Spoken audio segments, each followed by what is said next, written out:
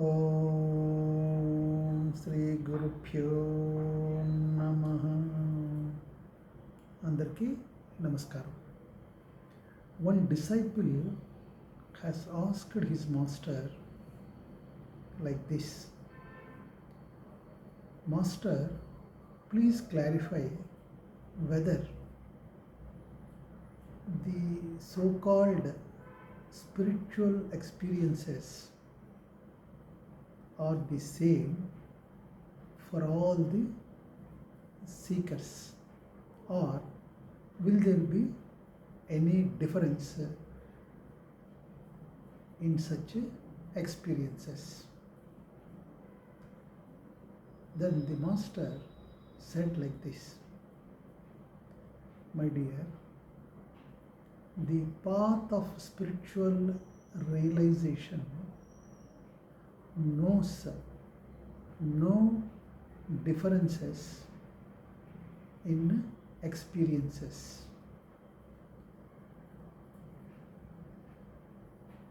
There are not big and significant experiences and small and insignificant experiences. All the experiences are exactly the same, because each experience takes one into a deeper reality, deeper into yourself, and deeper into existence. There are differences between people, but as far as the spiritual being is concerned, in them there is no difference or distance between them, and that space and distance do not matter at all as far as their spiritual being is concerned. So the experiences are the same. You see, when one experiences that kind of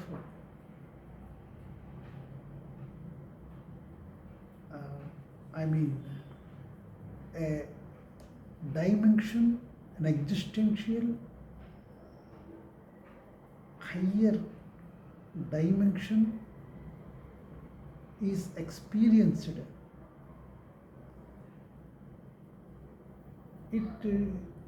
that then such kind of people are definitely will not be the same again. There can be drawn a line before the experience of this divinity and the life subsequent to that experience is entirely different and undergoes an immense change. A line, a discontinuity can be drawn between their earlier life and the subsequent life. You see, if you are fortunate enough and if you are receptive and available to such a enlightened soul in your proximity, or even at a distance, and if you are receptive and available, you can also experience that manifestation of the divine light in such beings, because that divine light surrounds the earth, and only one should be available to take it into himself, into the deeper being of himself, such a experience. They will never be the same again. It is something like a spirit coming out of darkness. It is something, a divine light shimmering. That shimmering of light is only the outer manifestation of that awakening. But there is so much hidden behind that light. It is like an iceberg in the water. The iceberg, whatever you see on the water, is only 1/10 of the iceberg, which is deep inside. So, the realization and that divine experience of an enlightened soul is so immense and vast, and a true seeker can experience only that part of the iceberg visible on the water. And if he is curious enough to quench his divine thirst, then he can dive deep in association with that divine being and realize his own potential also. So it is that divine experience of the enlightened one makes him completely different. And when it happens, then it is a symbol that he is available to dwell into the invisible, infinite, and unknown dimensions of the existence beyond the mind. He is available to that kind of experiences and all the wisdom of the existence or divinity or nature. But you have to remember one thing very carefully, because even at the point of reaching home, there is every possibility one may become astray and turns back from the entrance of the home. So one should be very, very alert and awake till he enters into the divine path,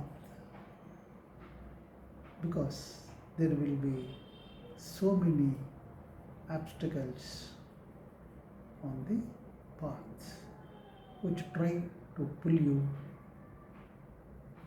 down and turn away from your quest. See, that is a beautiful Sufi story in this regard. There was a palace and a king used to reside in that palace. So one day he was in conversation with the astrologer of his kingdom. So in the conversation, the astrologer said that whatever the predictions they make on the basis of the movement of the stars and all that, normally come true and will be 100%, almost near to 100%. It proves to be in order. At this point, the king interrupted and said, all predictions may not be or may not come true, because the human nature is such that it may go astray at any point of time.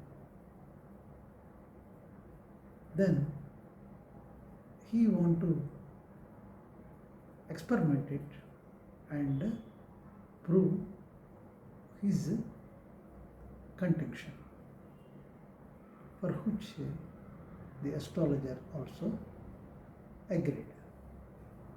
So the king pointed out at a beggar who was residing near the palace. There was a river opposite to the palace, and a beggar was residing the riverside. So, he used to live, the beggar used to live across the river, after the river. So, he used to come to the palace, near the palace, crossing over the bridge on the river. That was his daily routine.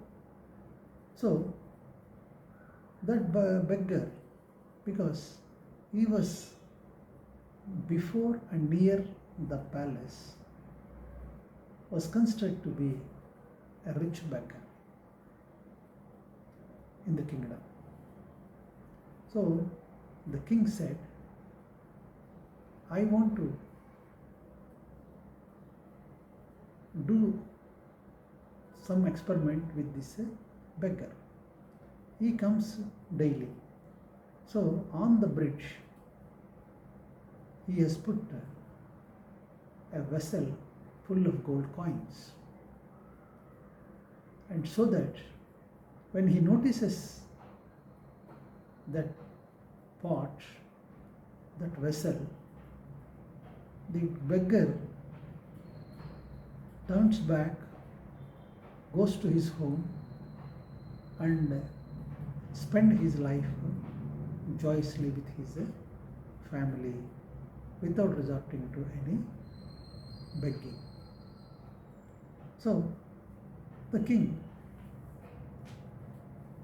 arranged that vessel of gold coins the next day, and both the astrologer and the king were observing from their place as to how the beggar takes notice of it and goes back and all that. See, the beggar started coming to the palace over the bridge, and he has crossed over the bridge, he has passed by the vessel of gold coins, and he didn't touch that vessel, and reached his place before the palace and started his daily activity of begging. So the king was stunned, and the astrologer was also surprised. So the king has called the beggar and inquired as to what happened.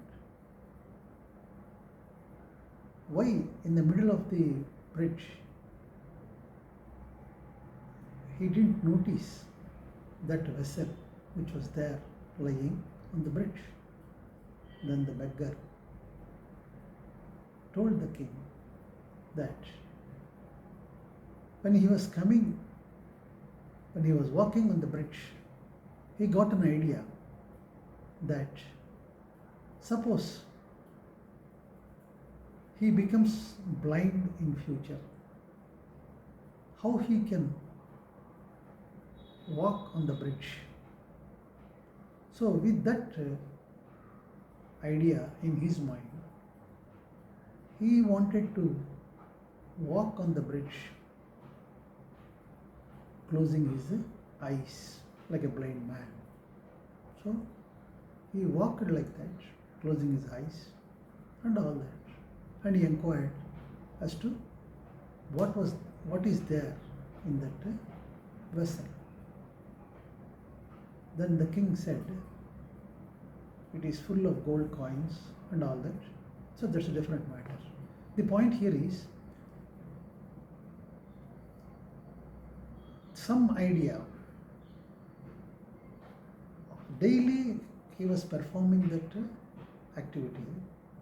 So some idea made him to cross over the bridge and to